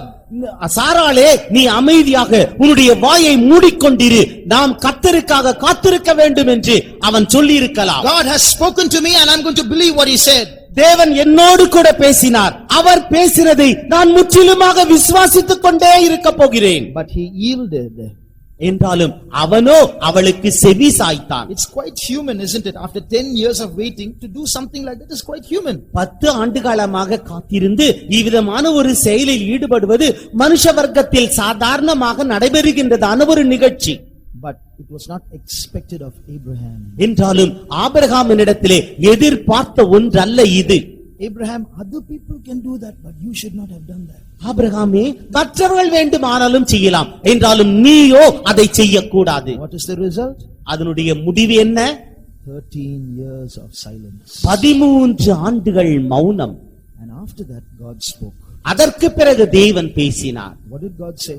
தேவன் என்ன சொன்னார்? See, God is a kind God. தேவன் இரக்கமுள்ள தேவன். Even in that silence, God was communicating with Abraham. அவர் மௌனமாக இருந்தாலும் கூட அவர் ஆபிரகாமோடு சில காரியங்களை தெளிவுபடுத்திக் கொண்டே இருந்தார். That silence was speaking in Abraham's life. ஆபிரகாமுடைய ஜீவியத்திலே அந்த மௌனமானது சில காரியங்களை பேசிக்கொண்டே இருந்தது. Through that silence, through that void, God was slowly building up Abraham's life again. அந்த மௌனத்தின் மூலமாக அந்த காலகட்டத்திலே ஆபிரகாமுடைய விசுவாசத்தை தேவன் கட்டி எழுப்பிக் கொண்டே இருந்தார். At the age of 99, அவன் at the age of 99, 99வது வயதிலே God broke through the silence தேவன் அந்த மௌனத்தை கலைத்தார். and spoke to Abraham. அவர் ஆபிரகாமோடு பேசினார். Abraham, ஆபிரகாமே, I am the Almighty God. நான் சர்வ வல்லமையுள்ள தேவனாகிய கர்த்தர். You may feel 10 years you waited, but I did nothing. 10 ஆண்டுகள் நீ காத்திருந்தாய், நான் ஒருவேளை உனக்கு ஒன்றும் செய்யவில்லை என்று நினைத்தாய். And after that 13 years, I was silent, I did nothing. அதற்கு பிறகு நான் 13 ஆண்டு காலம் மௌனமாக இருந்தேன், அப்பொழுதும் நான் ஒன்றும் செய்யவில்லை. All the little hope that you had has gone. உன்னிடத்திலே இருந்ததான அந்த சிறிய நம்பிக்கையும் கூட போய்விட்டது. You are 99 years old. இப்பொழுது நீ 99 வயதுள்ளவனாக இருக்கிறாய். Sarah is 90 years old. சாராளோ இப்பொழுது 90 வயதுள்ளவளாக இருக்கிறாள். There's no possibility of a child. ஒரு குழந்தை பிறப்பதற்கான சாத்திய கூறுகளே இல்லை. But Abraham, I am the Almighty God. என்றாலும் ஆபிரகாமே, நான் சர்வ வல்லமையுள்ள கர்த்தர். Then he says, walk before me. அப்பொழுது அவர் சொல்லுகிறார், நீ எனக்கு முன்பாக நடந்து கொண்டு உத்தமனாயிரு. எனக்கு முன்பாக நடந்து கொண்டு. நீ எனக்கு முன்பாக நடந்து கொண்டு. Walk before me. நீ எனக்கு முன்பாக நடந்து கொண்டு. Abraham, 10 years you walked before me. ஆபிரகாமே, நீ 10 ஆண்டுகள் எனக்கு முன்பாக நடந்து கொண்டிருந்தாய். Suddenly you started walking before Sarah, your wife. திடீரென்று உன்னுடைய மனைவியாகிய சாராளோடு நீ நடக்க ஆரம்பித்தாய். Resulted in a 13-year silent span. அதனுடைய பிரதிபலன் என்னவென்றால் 13 ஆண்டு காலம் நான் மௌனமாக இருந்தேன். But now Abraham, walk before me. இப்பொழுது ஆபிரகாமே, நீ எனக்கு முன்பாக நடந்து கொண்டிரு. And be thou perfect. நீ எனக்கு முன்பாக உத்தமனாயிரு. What does that mean? அதனுடைய அர்த்தம் என்ன? Abraham, don't make that mistake again in your life. ஆபிரகாமே, இனி ஒருபோதும் உன்னுடைய ஜீவியத்தில் இந்த தவறை திரும்பவும் செய்யாதே. Our God is a God who loves to speak to us. தேவன், நம்முடைய தேவனாகிய கர்த்தர் நம்மை நேசிக்கிறார். அவர் நம்மோடு பேசுகிறார். And when he started speaking to Abraham, அவர் ஆபிரகாமோடு பேச ஆரம்பித்தபோது, in that full chapter, அந்த முழு அதிகாரத்திலே except for one verse where Abraham speaks to God, ஒரு வார்த்தையிலே ஆபிரகாம், ஒரு வசனத்தில் ஆபிரகாம் தேவனோடு பேசுகிறார். but in all the other verses it is God who is speaking to Abraham. மற்ற எல்லா வசனங்களிலேயும் தேவன் தான் ஆபிரகாமோடு பேசினார். In Psalm 28 we read about God's silence, isn't it? சங்கீதம் 28 தேவன் மௌனமாயிருந்ததை குறித்து நாம் வாசித்தோம், அப்படியல்லவா? Be not silent to me. ஆண்டவரே, நீர் என்னிடத்திலே மௌனமாயிராதேயும். If you are silent to me, I will be like those that go down to the pit. ஆண்டவரே, நீர் என்னிடத்தில் மௌனமாய் இருப்பீர் என்றால் நான் குழியில் இறங்குகிறவர்களுக்கு ஒப்பாவேன். But the next psalm, அடுத்த சங்கீதத்திலோ you will see verse after verse, the voice of the Lord, the voice of the Lord, the voice of the Lord. அடுத்த சங்கீதத்திலோ கர்த்தருடைய சத்தம், கர்த்தருடைய சத்தம், கர்த்தருடைய சத்தம் என்று திரும்ப திரும்ப நாம் வாசிக்கின்றோம். So God may be silent, ஒருவேளை தேவன் மௌனமாக இருக்கலாம். but when he speaks, அவர் பேசுகின்ற போது he is full of words for us. அவர் நமக்கென்று அநேக வார்த்தைகளோடு பேசுவார். So those words will have meaning. அந்த வார்த்தைகள் அர்த்தமுள்ளதாக இருக்கும். Abraham would have listened with attention. After 13 years God is speaking to him. Every word he would have listened to carefully. 13 ஆண்டுகள் அந்த மௌனத்தை கலைத்து இப்பொழுது தேவனாகிய கர்த்தர் அவனோடு பேசுகிறார். இப்பொழுது மிகுந்த ஆவலோடு அதிர்ச்சியோடு தன்னுடைய காதுகளை கூர்மையாக்கி தேவன் பேசுகிறதான ஒவ்வொரு வார்த்தைகளுக்கும் அவன் கவனமாக செவி சாய்த்தான். His faith was built up again. மறுபடியுமாக அவருடைய விசுவாசம் கட்டி எழுப்பப்பட்டது. I know in this hopeless state God is able to work for me. இந்த நிர்பந்தமான நிலவரத்திலேயும் தேவன் எனக்காக கிரியை செய்ய வல்லவர். Now Abraham is virtually dead. இப்பொழுது ஆபிரகாம் எழுத்தின்படி செத்தவனை போல இருக்கின்றான். Almost a dead man. அவன் இப்பொழுது ஏறக்குறைய மரித்த நிலவரத்தில் இருக்கிறான். Sarah is a dead person. சாராளும் அவளும் செத்த நிலவரத்தில் இருக்கிறாள். Abraham, Sarah, two dead people. ஆபிரகாமும் சாராளும் இருவரும் செத்த நிலவரத்தில் இருக்கிறார்கள். But from two deaths a life was born. இரண்டு செத்த சரீரத்திலிருந்து ஒரு ஜீவன் பிறந்தது. A promised Isaac was born. வாக்குத்தத்தம் பண்ணப்பட்ட ஈசாக்கு பிறந்தான். Abraham's faith was not in vain. ஆபிரகாமுடைய விசுவாசம் வீணாக போகவில்லை. Dear child of God, you believe no matter what your situation tells you. பிரியமான தேவனுடைய பிள்ளையே, நீ விசுவாசி. உன்னுடைய சூழ்நிலை எதுவாக இருந்தாலும் சரி, Whatever your situation may tell you, don't listen to that. You believe what God says. உன்னுடைய சூழ்நிலை எதை சொன்னாலும் சரி, அதை நம்ப வேண்டாம். தேவனை மாத்திரம் நம்புவாயாக. When Isaac was born, Isaac பிறந்தபோது Ishmael and Isaac were together in one house. இஸ்மவேலும் ஈசாக்கும் ஒரே வீட்டிலே வாசம் பண்ணினார்கள். But after some time, சில நாட்களுக்கு பிறகு Ishmael started mocking Isaac. இஸ்மவேல் இப்பொழுது ஈசாக்கை பரியாசம் பண்ணினான். Who is Ishmael? இஸ்மவேல் யார்? Quick solution. அவன் உடனடி தீர்விலே பிறந்தவன். Who is Isaac? ஈசாக்கு யார்? A solution for which a person had to wait for some time. சில காலகட்டத்திற்குள் காத்திருந்து வாக்குத்தத்தத்தின்படி பிறந்தவன். Beloved, these are the days when quick solutions are mocking at promised solutions. பிரியமான தேவனுடைய பிள்ளையே, இப்பொழுது நீங்கள் கவனித்து பார்ப்பீர்களாக, நாம் உடனடி தீர்வை ஏற்படுத்திக் கொள்கிறோமே, அந்த உடனடி தீர்வானது வாக்குத்தத்தம் பண்ணப்பட்ட தீர்வை பார்த்து பரியாசம் செய்கிறது. Today, so many people get their things done through shortcuts. சிலர் அநேக காரியங்களை குறுக்கு வழியிலே அவர்கள் தீர்த்துக் கொள்கிறார்கள். And they think they have achieved something. அவர்கள் ஏதோ பெற்றுவிட்டோம் என்று நினைக்கிறார்கள். And those who are waiting for an answer for God, தேவனுக்காக தேவன் பதில் தருவார் என்று காத்துக் when கொண்டிருப்பவர்கள், they look at these other people getting their quick solutions, மற்றவர்கள் உடனடி தீர்வை காணுகின்ற அந்த சந்தர்ப்பங்களை காணும் பொழுது those quick solutions start mocking at them. அந்த உடனடி தீர்வானது இவர்களை பார்த்து கேலி செய்கிறது. What is the use of your praying like this? நீ விதமாக ஜெபிப்பதினால் என்ன பயன்? Think practically. நீ சரியான முறையிலே அது செயல்முறையிலே கவனித்துப் பார். These servants of God, they will preach. கர்த்தருடைய ஊழியக்காரர்கள் அவர்கள் பிரசங்கம் செய்வார்கள். They don't have a family. அவர்களுக்கு குடும்பம் என்பதே இல்லை. They don't have any burdens. அவர்களுக்கு எந்த பாரமும் இல்லை. The problem is your problem. பிரச்சனை உன்னுடைய பிரச்சனை. They will tell all kinds of things. You don't listen to that. எல்லா விதமான காரியங்களை உன்னிடத்திலே அவர்கள் சொல்லுவார்கள். அவர்களுக்கு செவி சாய்க்க They are வேண்டாம். saying, wait, God will answer. நீ பொறுத்திரு தேவன் உனக்கு பதில் தருவார் என்று அவர்கள் But சொல்லுவார்கள். you are the one suffering. நீதான் பாடுபட்டுக் கொண்டிருக்கிறாய். So think practically. ஆகவே செயல் திட்ட முறையிலே அதை நினைத்துப் பார். You look at that believer. அந்த விசுவாசியை நோக்கி பார். See, they got their answer so quickly. அவர்கள் எவ்வளவு சீக்கிரமாக பதிலை பெற்றுக் கொண்டார்கள். They're all right. அவர்கள் சரியா நன்றாக இருக்கிறார்கள். Why don't you do that also? நீ ஏன் அதை செய்யக்கூடாது? Today, these quick solutions are mocking at people, at Christians. இந்த உடனடி தீர்வானது உண்மையான கிறிஸ்தவர்களை பரியாசம் செய்து கொண்டிருக்கிறது. Today, waiting is a big burden. காத்துக் கொண்டிருத்தல் தற்போது ஒரு பெரிய பாரமாக காட்சியளிக்கிறது. Believing in God's promise is a big burden. தேவனுடைய வாக்குத்தத்தங்களுக்காக காத்துக் கொண்டிருப்பது ஒரு பெரிய பாரமாக இருக்கிறது. We don't realize quick solutions carry great problems with them. உடனடி தீர்வானது அவர்களோடு கூட பெரிய பிரச்சனைகளை சுமந்து கொண்டிருக்கிறது என்று நீ காண மாட்டாயா? Let me tell you 3 limitations of quick answers. இவ்விதமாக உடனடி தீர்வு காண்பதிலே அது 3 காரியங்கள் உள்ளடங்கி இருக்கிறது என்பதை நான் சொல்ல That விரும்புகிறேன். is, quick answers are not good answers. அந்த உடனடி தீர்வானது சரியான பதில் அல்ல. 1. ஒன்று, Quick answers are only physical. உடனடி தீர்வானது அது சரீர சம்பந்தம் உள்ளது.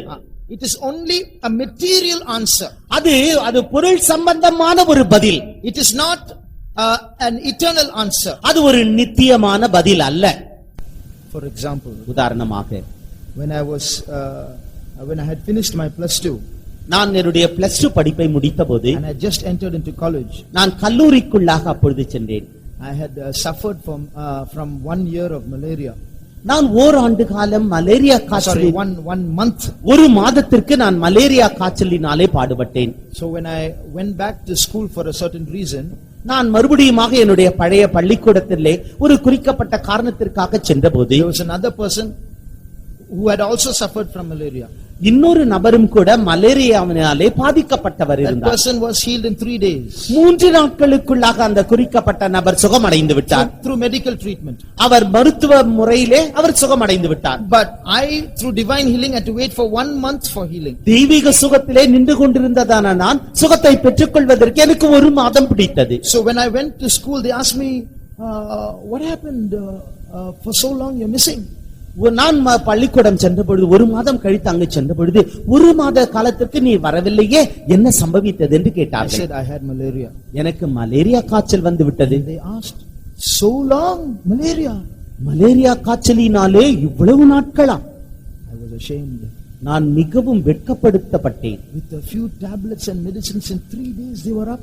3 நாட்களுக்குள்ளாக சில மருந்து மாத்திரைகள் உட்கொண்டாலே போதும் படுக்கையிலிருந்து எழுந்து விடுவாயே. But I say God will heal me, God will heal me, and I'm waiting for 1 month for healing. கர்த்தர் எனக்கு சுகம் கொடுப்பார், கர்த்தர் எனக்கு சுகம் கொடுப்பார் என்று நான் 1 மாதம் அளவும் காத்துக் கொண்டிருந்தேனே.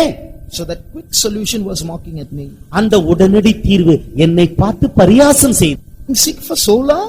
நான் இவ்வளவு காலத்திற்கு படுக்கையில் இருக்க வேண்டுமா? But later on I came to know. அதற்கு பிறகு நான் அறிந்து கொண்டேன். I met a doctor who was one of our Pentecostal believers. He came from abroad. வெளிநாட்டிலிருந்து வந்ததான ஒரு பெந்தகோஸ்தே விசுவாசி, அவர் ஒரு மருத்துவர். அவரை நான் சந்திக்க நேர்ந்தது. Although he was a doctor, he stood for divine healing. அவர் மருத்துவராக இருந்தாலும் கூட அவர் தெய்வீக சுக சத்தியத்திலே நிற்பவர். And he was explaining to me. அவர் என்னிடத்திலே விவரித்து சொன்னார். He was telling the definition given for health by the World Health Organization. உலக சுகாதார மையமானது இந்த ஆரோக்கியத்தை குறித்ததான ஒரு விளக்க உரையை அவர் என்னிடத்திலே சொன்னார். The World Health Organization, WHO, defines health as the perfect healing of the body, the soul and the mind. இந்த உலக சுகாதார மையமானது இந்த ஆரோக்கியத்தை குறித்து சொல்லும் பொழுது அது ஆவி, ஆத்மா, சரீரத்திலே ஒரு பூர்ணமான ஆரோக்கியத்தை சுகத்தை பெற்றுக்கொள்வதை அது குறிப்பிடுகிறது. And the doctor asked this question. அந்த மருத்துவர் இந்த கேள்வியை கேட்டார். When a doctor gives medicine, ஒரு மருத்துவர் ஒரு மருந்தை கொடுக்கின்ற போது the body is healed. அந்த சரீரம் சுகமடைந்து விடுகிறது. Who heals the soul and the mind? அந்த மனதையும் ஆத்மாவையும் சுகப்படுத்துவது யார்? Then I realized. அப்பொழுது நான் உணர்ந்து கொண்டேன். In 3 days a malaria can go. 3 நாட்களுக்குள்ளாக malaria வியாதி பறந்து போய்விடும். With a few tablets it will go. சில மாத்திரைகளினாலே அவைகள் போய்விடும். The body is healed. சரீரம் சுகமாக்கப்பட்டது. But for me, என்றாலும் எனக்கோ may have taken time. எனக்கு நேரம் பிடித்தது. But according to the WHO definition, there was a healing not only in my body but in my soul and my mind too.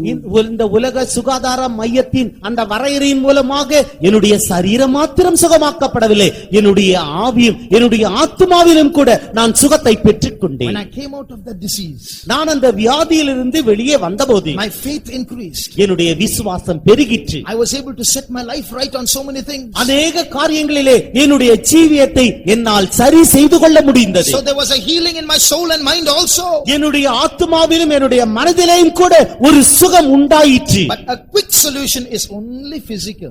உடனடி தீர்வானது சரீர சம்பந்தமானது மாத்திரமே. Secondly, இரண்டாவதாக quick answer will solve one problem but create many other problems. உடனடி தீர்வானது ஒரு பிரச்சனையை தீர்க்கும் என்றாலும் அதே நேரத்திலே மற்ற பல பிரச்சனைகளை உருவாக்கும். Thirdly, மூன்றாவதாக a quick answer is only illusory, it's only temporary. உடனடி பதிலானது அது தற்காலிகமானது, அது ஒரு மாய தோற்றமுடையது. Ishmael was there in the house. இஸ்மவேல் அந்த வீட்டிலே இருந்தான். He was the quick solution. அவன் உடனடி தீர்வுதான். One day the word of God came. ஒரு நாளிலே தேவ வசனம் வந்தது, வார்த்தை வந்தது. Cast out the bondwoman. அந்த அடிமை பெண்ணை அகற்றி போடும். Cast out her son also. அவளுடைய குமாரனையும் கூட அகற்றி போடும்.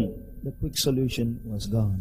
அந்த உடனடி தீர்வு அப்படியே போய்விட்டது. So dear child of God, பிரியமான தேவனுடைய பிள்ளையே, these are the things that we learn from the silent span of 13 years in Abraham's life. ஆபிரகாமுடைய ஜீவியத்திலே 13 ஆண்டு காலம் கர்த்தர் மௌனமாக இருந்தாரே, அந்த மௌனம் இதைத்தான் பேசுகிறது. Don't be in a hurry. நீங்கள் தீவிரப்பட வேண்டாம். Otherwise God will start being silent in our lives. இல்லாவிட்டால் தேவன் நம்முடைய ஜீவியத்தில் மௌனமாக இருந்து விடுவார். He is a God who loves to speak to us. நாம் நம்மோடு கூட பேச விரும்புகிற தேவன் அவர். But if he is silent because he is grieved with us, then how great is that grief? அவர் நம்முடைய ஜீவியத்தினாலே துக்கப்பட்டு அவர் மௌனமாக இருப்பார் என்றால் அந்த துக்கம் எவ்வளவு பெரிதாக இருக்கும். But he wants to speak to us. அவர் நம்மோடு பேச விரும்புகிறார். Jesus said on the cross, இயேசு கல்வாரி சிலுவையிலே சொன்னார், my God, why hast thou forsaken me? என் தேவனே, என் தேவனே, ஏன் என்னை கைவிட்டீர்? Why did Jesus say that? ஏன் இயேசு விதமாக சொன்னார்? He said it so that you and I don't have to say that again. நீங்களும் நானும் மறுபடியுமாக இதை சொல்லாமல் இருக்கும்படியாகவே இயேசு இவ்விதமாக சொன்னார். He said it so that we don't have to ask, my God, why have you forsaken me? என் தேவனே ஏன் என்னை கைவிட்டீர் என்று நீங்களும் நானும் சொல்லாதபடிக்கு. He said it so that we may not ask, Lord, why are you silent? ஆண்டவரே நீர் ஏன் என்னிடத்தில் மௌனமாய் இருக்கிறீர் என்று நீங்களும் நானும் சொல்லாதபடிக்கு அவர் இதை சொன்னார். If we still feel forsaken, இன்னும் நாம் கைவிடப்பட்டவர்கள் என்று உணர்வோம் என்றால், it is most likely the fault is on our side. தவறானது நம்முடைய பகுதியில் இருக்கிறது என்பதை உணர்வோமாக. Let's examine our lives. Have we swerved from the truth? நாம் சத்தியத்தை விட்டு வழிவிலகி போனோமோ என்று நம்மை ஆராய்ந்து பார்ப்போமாக. Have we resorted to quick solutions? நீங்கள் உடனடி தீர்வுக்கு உங்களை உட்படுத்திக் கொண்டீர்களா? Have we gone the way of death might pass over that mother? மரணத்தின் நிழல் மாத்திரமே இந்த தாயின் மீது கடந்து செல்லும்படியாக மரணத்தையே கர்த்தராகிய இயேசு கிறிஸ்து தம் மீது ஏற்றுக்கொண்டார். Dear child of God, பிரியமான தேவனுடைய பிள்ளையே, remember you have a God who loves you. உன்னை நேசிக்கிறதான உன்னை நினைவு கூறுவாயாக. He took everything on you himself. உனக்காக அவர் தாமே எல்லாவற்றையும் தம் மீது ஏற்றுக்கொண்டார். If he is silent, அவர் மௌனமாய் இருப்பார் என்றால் there is love in it. அதிலே அன்பு உண்டு. There is a reason for it. அதற்கு ஒரு காரணம் உண்டு. But remember, he will not be silent for long. என்றாலும் நினைவில் வைத்துக் கொள்வாயாக, அவர் நெடுங்காலத்திற்கு மௌனமாய் Shall close our eyes. நாம் நம்முடைய கண்களை மூடுவோம். Wait in the presence of God. கர்த்தருடைய சமூகத்திலே காத்திருப்பாயாக. All our eyes closed. நம்முடைய கண்கள் மூடப்படுவதாக. An anointing is going to fall upon us. நம் மீது ஒரு பெரிய அபிஷேகம் விழப்போகிறது. Wait in the presence of God. கர்த்தருடைய சமூகத்திலே காத்திருப்பாயாக. Shidabakati ana mantiara bakshamuna mantiara bahala bautura bani today.